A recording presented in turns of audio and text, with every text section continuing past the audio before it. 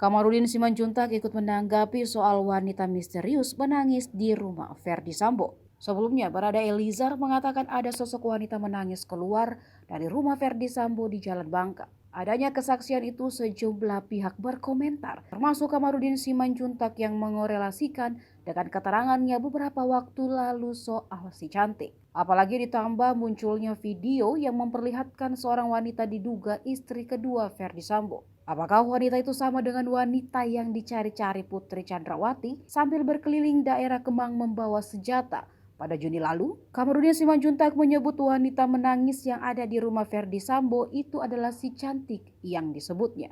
Si cantik yang dimaksud Kamarudin juga wanita berseragam coklat. Kamarudin Simanjuntak menyebut si cantik sebagai piala bergilir. Kamarudin Simanjuntak pun menegaskan jika si cantik yang ia maksud yang diduga dekat dengan Verdi Sambo ada lebih dari satu orang. Informasi itu didapat Kamarudin dari seorang intelijen berpangkat Jenderal Akpol Angkatan 87.